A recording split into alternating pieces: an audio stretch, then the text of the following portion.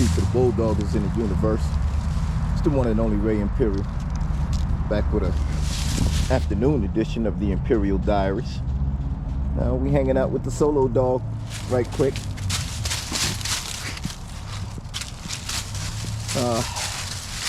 Well, the challenge with the Hollingsworth female is to keep weight on her. The challenge with this boy is to keep weight off of him. But right now he's doing real well. We like to keep him relatively slim and trim. He's a big dog and he'll put on weight real easy, so very moderate in how we do what we do. But just out here strolling. I want to talk a little bit, man, about pit bull types, right? And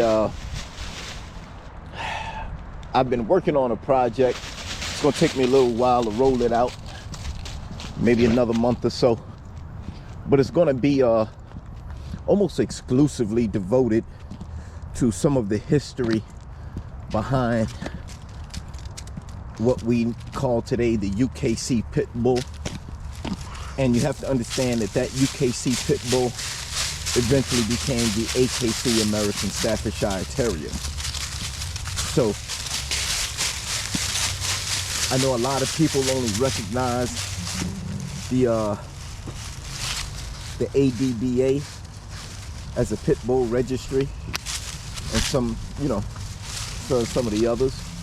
But the UKC was actually the first registry to recognize the American Pit Bull Terrier on that official level, so to speak, right?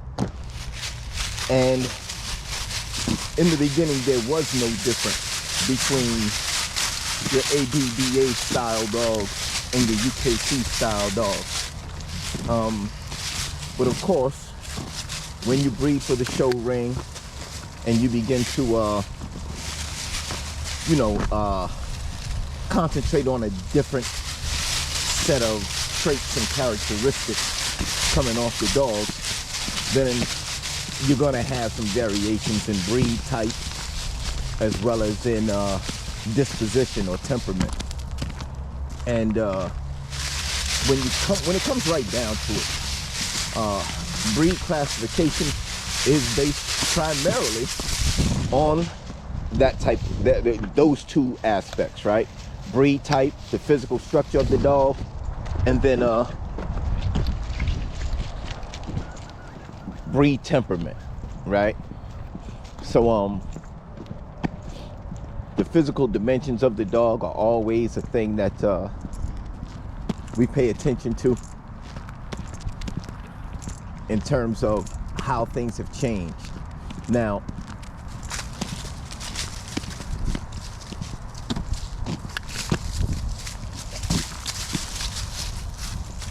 the difficulty with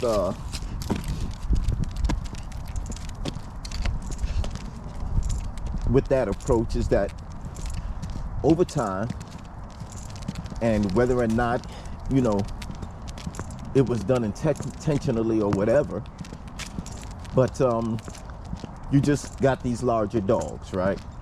And I find it very interesting in the what we call the old family reds, that it was said that one of the reasons why Howard Heinzel stopped breeding the old family reds was that they tend to get they tend to grow large. They tend to get too big, at least for his purposes. So we know it's already in the breed for the dogs to grow on the large side, like at least in the species of the old family red nose. And we are specifically referring to the fact that the Camelot pit bull is what you would call a UKC style or a UKC type pit bull. In fact, most Camelot dogs that are registered as American Pit Bull Terriers are registered with the UKC. And they come off that UKC stock. So even those, you have a lot of different camps. For example, you guys see that I have my Camelot dogs, and I've got the Hollingsworth Jip, And then, you know, she's, you know, you might as well say Bolio Tombstone, right? Got that Chance AAA in there. But, and then you see I have the old family red-nosed dog, right? And you can put all three types together, right? Put them side by side, and at some point we're gonna do that. And you will see differences and variations in all of them. Shout out to OG LOCO. OG LOCO, man. Good brother, man. If y'all ever get a chance, man, go check out that Facebook page. O.G.LOCO. OG LOCO. Brother's been running his family of red-nosed pits, and he just dropped a post on you know, his stock and his pure OFRN, and how he's watching his, you know, as the appearance of the dogs tends to deviate from what's typically considered, you know, the breed type of the old family red-nosed dog, particularly like your Hempfield Wilder stuff, right? So, as opposed to the leaner, rangier dogs, he's finding that his dogs are coming out shorter, stockier, with a little thicker build. And he attributes some of that to Champion Maximilian being in the pedigree of the dog. But he's also noticing that he's getting brindle coats, right? He's got red brindle going on. And the dogs are shorter and stockier than they would typically be. And that's not really surprising to me at all. That's not really surprising to me, because depending upon, you know, what you're breeding and how you're breeding, you're going to see the dogs that you put together take on their own sort of family of characteristics. And that's not a bad thing. You know, I don't care what people say, all American Pit Bull Terriers are not supposed to look exactly alike. I mean, even if you just look at the difference between the two bitches on a yard, on a chain, Wednesday, old family red nose, short, stocky, very, very well built up front, very strong and powerful dog.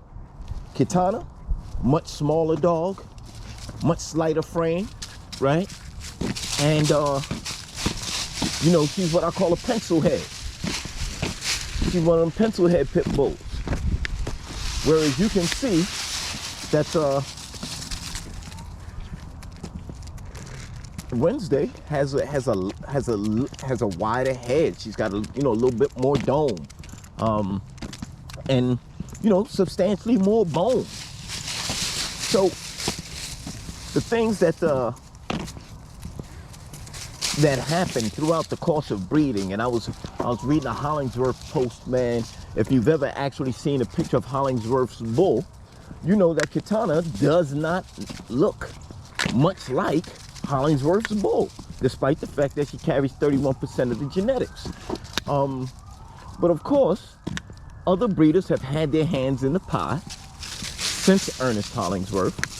And so these things are not really surprising, right? These things, you know, every camp kind of breeds towards what they like or what's working for them, whether it's what seems to be selling at the time, or whether it's just what's working in the box or in the field at the time.